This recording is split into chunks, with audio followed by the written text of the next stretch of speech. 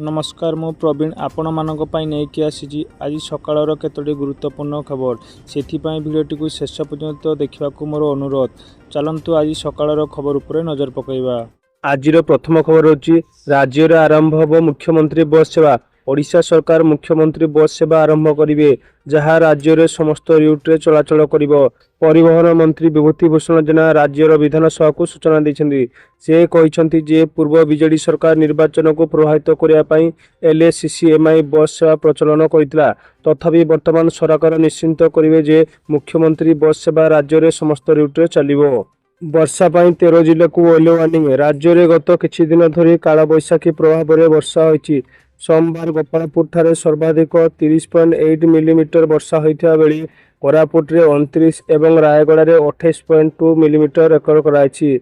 सेबोली केन्दुझर, कटक, भुवनेश्वर, बलांगीर सह अन्य केतक जिल्ला रे मध्य वर्षा होइछि। मंगलवार मध्य राज्य रे विभिन्न जिल्ला रे झड़ नै येलो वार्निंग कराइछि। उपकूल ओडिशा समेत मयूरभंज, केन्दुझर रे घड़घड़ी बिजुली एवं हल्का मध्यम धरण वर्षा होई पारे। एथिसह मोट 13 जिल्ला रे काला बैशाखी वर्षा हवा सह घंटा प्रति 30 रु 40 किलोमीटर वेग प्रति पवन बही पारे। एही सबु जिला गुड़िक मध्य रे बालेश्वर, भद्रक, जाजपुर, जगतसिंहपुर, केन्द्रापड़ा, कटक, खोर्धा, पुरी, नयागढ़, गजपति, गंजाम, मयूरभंज और केन्दुझर रहिछि। परवर्ती खबर 29 रु पुणी बढ़िबो खरा। राज्य रे पुणी फेरिबो हिटवेव। 29 रु पुणी कलबल करिबो ग्रीष्म लहरी। संबलपुर, सोनपुर, बलांगीर और कोलाहांडी को एने सतर्क कराइछि। 4 दिन रे राज्य रे 6 डिग्री जाए तापमात्रा बढ़िबो। रातिर तापमात्रा 2 दिन भितरे 3 डिग्री जाए बढ़िबो। काला बैशाखी प्रभाव रे ओडिशार विभिन्न प्रबल वर्षा एवं वज्रपात परे ओडिशा रे पुणी थरे उष्म पाग फेरिया को जाउछि जहाँ आगामी दिन में साधारण जीवन यापन को प्रभावित करिवो। भुवनेश्वर रे पाणीपाग केन्द्र रो पूर्वानुमान अनुसार सोमवार ठारे पारद वृद्धि पाइछि एवं 2 दिन पर दिन तापमात्रा 40 डिग्री सेल्सियस छुईबो। परवर्ती खबर प्रधानमंत्री आवास सर्वे अधिकारियों को कड़ा चेतावनी दिया जाइछि। जदि कौनसी क्षेत्र में योग्य हिताधिकारी को सामिल करा न जाए तेबे बड़ दृढ़ कार्यानुष्ठान ग्रहण कराजिवो। कलाहांडी रे चलित मास 30 रे अंत्योदय योजना रे 50,000 घर मुख्यमंत्री बांटिए बोली पंचायत राज मंत्री रवि नायक सूचना दैछन्ती।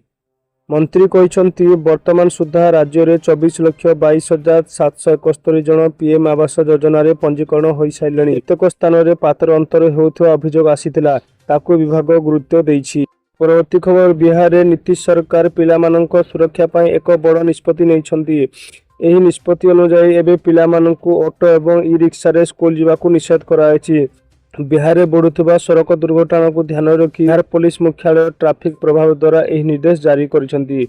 प्रकृत में ऑटो एवं ई रिक्शा भली जान रे उपयुक्त सुरक्षा करा जाय न। एपरी परिस्थिति रे दुर्घटना घटले एथिरे चढ़ुवा पिलामानंक जीवन विपद पड़ी पारे। तेणु स्कूल छात्र छात्री सुरक्षा को दृष्टि रखी एही जान को स्कूल जीवा पाई निषेध कराइछि।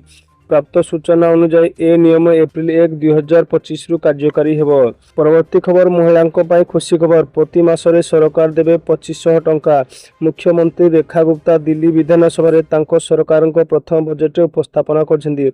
रेखा गुप्ता 2025-26 आर्थिक वर्ष पाई दिल्ली सरकार 1 लाख कोटी टंकार बजेट उपस्थापन करथिले जहाँ पूर्व आर्थिक वर्ष बजेट तुलना रे 31.5% अधिक।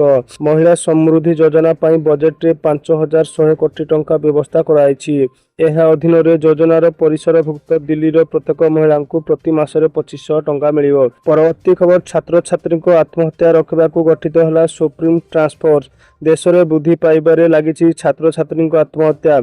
उच्च शिक्षानुष्ठान, कोचिंग सेंटर एवं हॉस्टेल छात्र छात्री मृत्यु संख्या वृद्धि पाउथिबा बेले चिंता प्रकट करछन्ती सुप्रीम कोर्ट।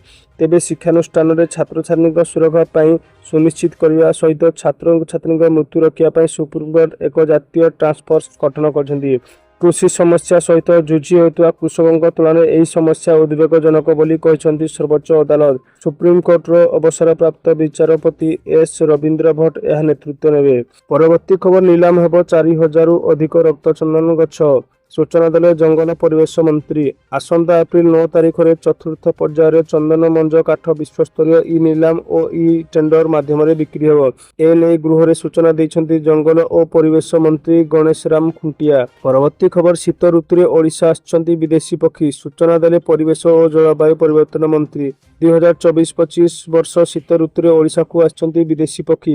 ଶୀତ ଋତୁରେ 23,55,850ଟି ବିଦେଶୀ ପକ୍ଷୀ ଓଡ଼ିଶା ଆସିଛନ୍ତି।